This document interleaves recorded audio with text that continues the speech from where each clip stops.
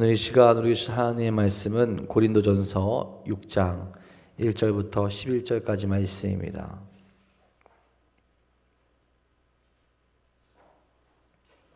고린도전서 6장 1절부터 11절까지 말씀입니다.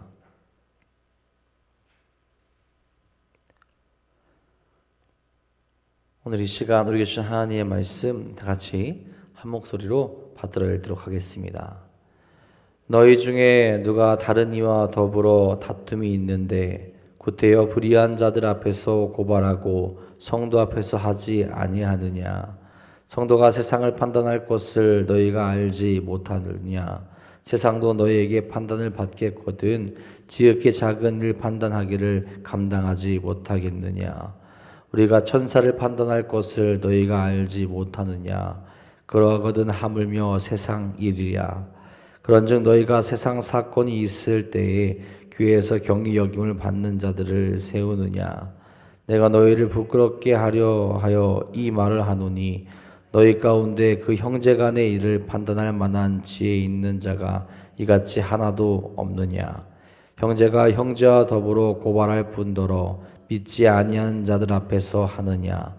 너희가 피차 고발함으로 너희 가운데 이미 뚜렷한 허물이 있나니 차라리 불의를 당하는 것이 낫지 아니하며 차라리 속는 것이 낫지 아니하냐? 너희는 불의를 행하고 속이는구나. 그는 너희 형제로다. 불의한 자가 하나님의 나라를 유업으로 받지 못할 줄을 알지 못하느냐? 유혹을 받지 말라.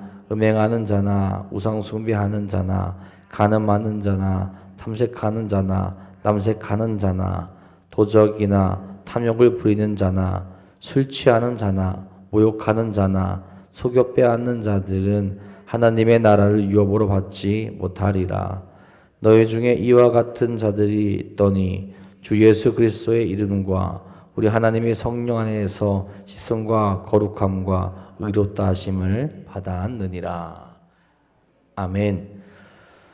오늘도 우리를 가장 좋은 길로 또 거룩한 길로 인도하시는 하나님과 함께 나아가는 복되고 귀한 하루 되시기를 간절히 소망합니다. 여러분, 우리가 살아가는 세상은 때로는 치열한 전쟁터와도 같습니다. 직장에서 혹은 우리가 하는 사업장에서 심지어는 가족 간에도 이해관계가 얽히고 섞일 때가 참 많이 있죠.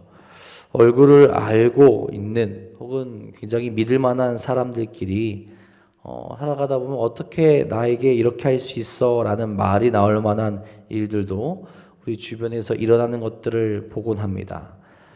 지금은 많이들 안 하시긴 하는데 예전에는 이제 친한 사람들에게 이제 보증을 서줬다가 그 사람이 도망을 가서 빚더미에 앉게 되는 일들도 있었죠.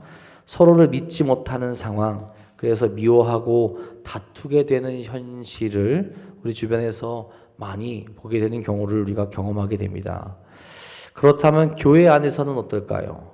세상의 삶과는 분명히 달라야 하는데 안타깝게도 교회 안에서도 이와 비슷한 일들이 일어나는 것을 보곤 합니다. 몇 년 전만 하더라도 우리 감리교 감독회장을 뽑았었는데 그게 이제 비리가 있다고 이제 법으로 고소를 하고 직무 정지를 하게 된 경우도 있었습니다. 분명히 달라야 하는데 다르지 않은 모습, 오히려 더 심각한 문제를 보이게 되는 경우가 있게 되는 거죠. 여러분, 우리의 삶의 모습에서 정말로 믿음을 가진 사람다운 모습, 정말 하늘 시민다운 품격이 나타날 수 있기를 간절히 소망합니다. 말씀대로 또 하나님의 뜻대로 살아가며 그래서 그 누구보다도 거룩한 삶을 또 하나님의 영광을 나타낼 수 있는 삶이 우리 가운데 나타날 수 있어야 한다라는 거죠. 오늘 본문에서 바울은 고린도 교회의 치부를 드러내게 됩니다. 교인들끼리 벌어진 다툼을 세상 법정으로 끌고 간 사건이 있었던 것 같아요. 그래서 당시 고린도 교회는 은사가 많고 열정도 많았지만 동시에 분열과 다툼도 심했었습니다. 심지어 교회 안의 문제를 믿지 않는 자들 앞에까지 가져가서 서로 싸우고 있었다라는 거죠. 바울은 이것을 보면서 굉장히 안타까워합니다. 이 문제를 단순히 법적 절차의 문제로 보지 않고 성도의 정체성에 관한 심각한 위기로 진단하고 이야기하고 있다라는 거예요. 교회는 분명 세상과는 다른 공동체입니다. 어떤 이해관계, 나의 유익을 위해서 살아가는 집단이 아니라 하나님 말씀 안에서 서로 양보하며 사랑하며 다른 가치로 서로를 바라볼 수 있어야 하는 것이 바로 교회 공동체라는 거예요. 세상 속에 존재하고 있지만 세상의 방식대로 움직이는 공동체가 아니라 그것을 초월하여서 하나님 나라의 가치로 살아가는 공동체라는 거죠.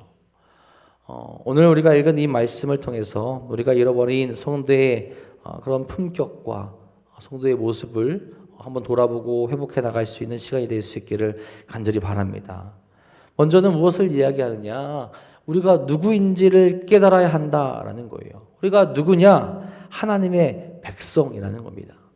그것을 깨닫게 될 때 교회는 세상과 다른 방식으로 문제를 해결하게 될 수 있다라는 거죠. 1절에 말합니다. 너희 중에 누가 다른 이와 더불어 다툼이 있는데 구태여 불의한 자들 앞에서 고발하고 성도 앞에서 하지 아니하느냐.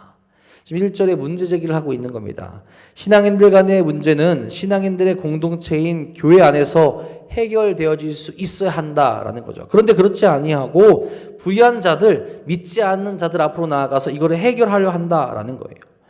알려진 바에 의하면 바울뿐만 아니라 유대의 랍비들조차도 자신들이 몸담고 있는 그 공동체 내에 어떤 문제가 발생했을 경우에 불의한 자들, 또 믿지 않는 자들에게 찾아가서 법적으로 다투지 않는다라는 거예요.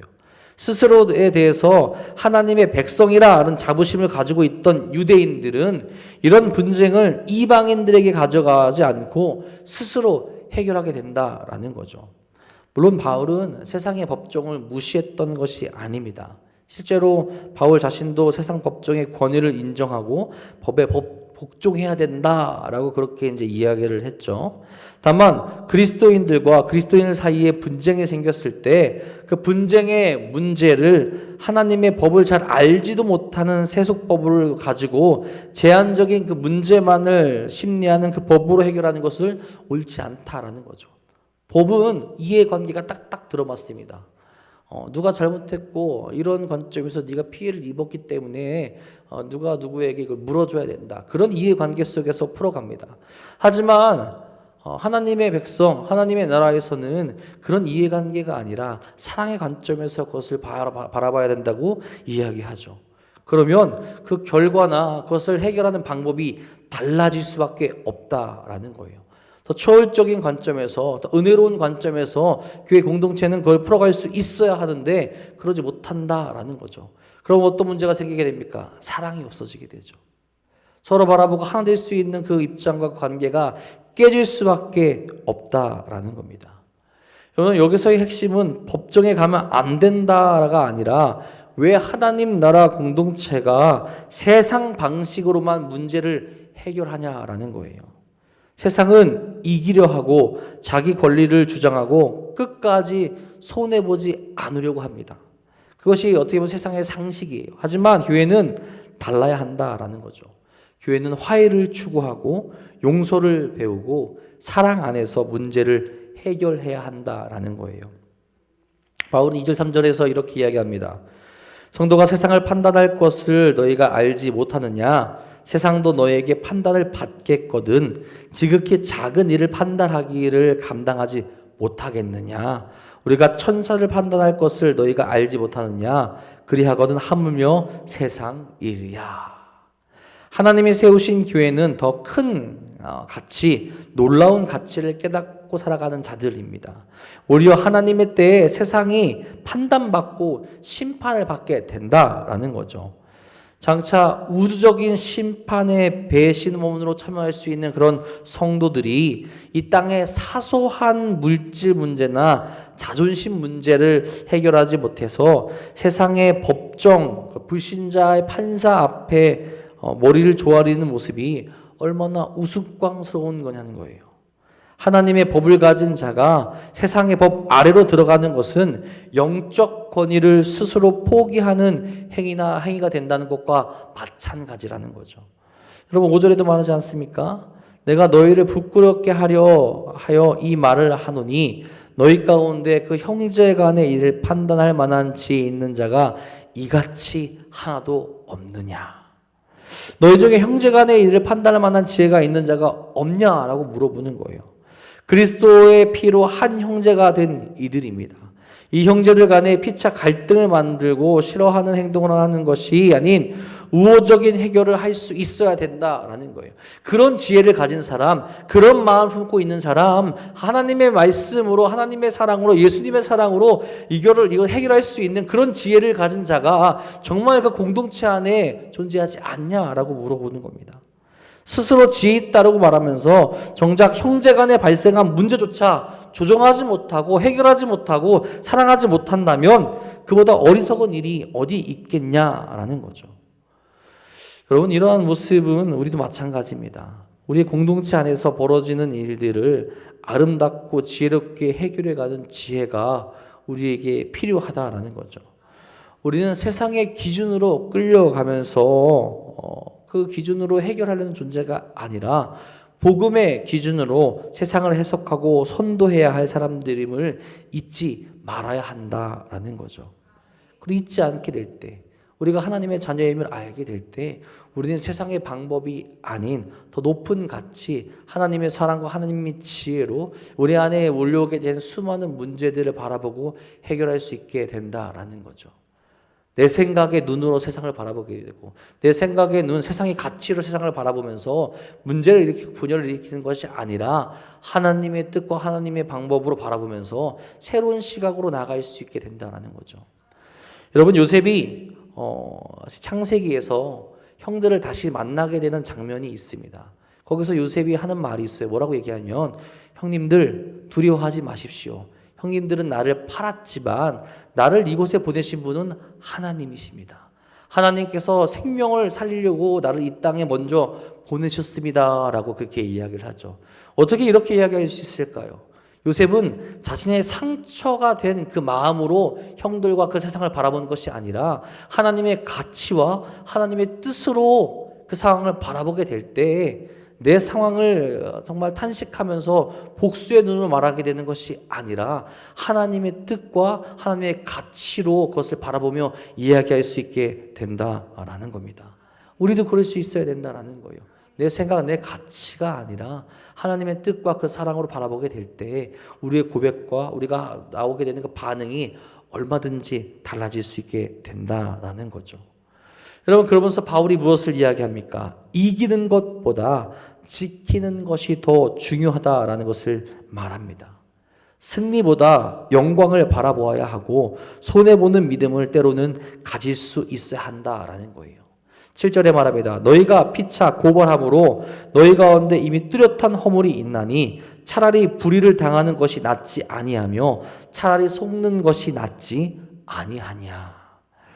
이미 서로를 소송하는 것부터가 세상에 대한 영적 패배를 의미하게 됩니다. 이것은 곧 고린도 교회의 도덕적인 패배요, 그리스도인이라면 마땅히 지녀야 할 그리스도의 한 몸의 그 의식을 해체하는 그런 모습과 마찬가지라는 거죠. 예수님 안에서 하나라라고 그렇게 말할 수 없게 된다라는 겁니다. 사랑을 저버리고 이기적인 욕망만을 쫓은 결과 부끄러운 약점을 가지게 되는 결과를 낳을 수 있게 된다라는 거예요. 그런 모습을 보이느니, 그런 삶으로 나아가고 그런 공동체를 만드느니 차라리 손해보는 것 같더라도 너그러운 마음으로 양보하는 것이 낫지 않겠냐라는 거예요. 예수님도 이와 비슷한 말씀을 하셨습니다. 마태복음 5장 39절에 42절 이렇게 말합니다. 나는 너희에게 이르노니 악한 자를 대적하지 말라. 누구든지 내 오른편 뺨을 치거든 왼편도 돌려대며 또 너를 고발하여 속옷을 가지고 하는 자에게 겉옷까지도 가지게 하며 또 누구든지 너를 억지로 오리를 가게 하거든 그 사람과 심리를 동행하고 내게 구하는 자에게 주며 내게 꾸고자 하는 자에게 거절하지 말라.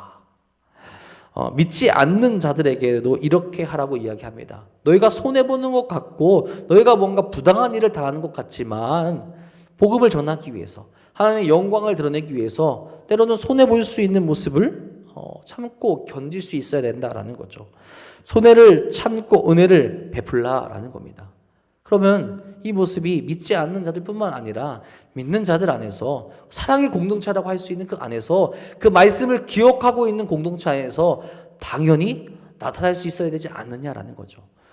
너희의 것을 지키기 위해서, 너희의 것에 손해를 보지 않기 위해서 공동체가 무너지고 하나님의 영광을 가리는 것보다 서로 조금씩 양보하며 손해를 보더라도 하나님의 말씀을 지키고 예수 그리스도의 말씀을 지키며 그 공동체를 사랑의 공동체로 만들어가는 것이 훨씬 더 중요하다라는 겁니다.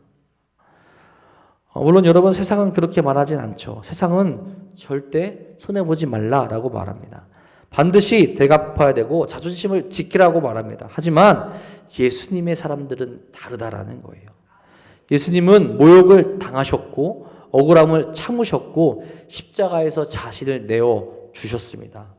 기독교 신앙은 무조건 참으라는 것이 아니죠. 그러나 때로는 복음을 위해서 공동체를 위해 더 사랑하기 때문에 손해보는 것을 선택할 줄 아는 성숙한 신앙으로 나아갈 수 있어야 한다라는 겁니다. 신앙의 성숙은 내가 얼마나 인정받느냐라는 것보다 내가 얼마나 예수님을 닮아가느냐에 있다라는 거죠. 성경은 차라리 속아주라라고 합니다. 왜 그렇습니까? 우리에게는 이 땅의 손해를 넉넉히 보상해 주실 하늘의 아버지가 계시기 때문에 그렇습니다. 내가 억울함을 풀기 위해 휘두르는 칼이 공동체를 혹시 찢고 있다면 그 칼을 내려놓는 것이 신앙인의 성숙함입니다. 오늘 우리가 그런 모습으로 나아갈 수 있기를 간절히 바랍니다.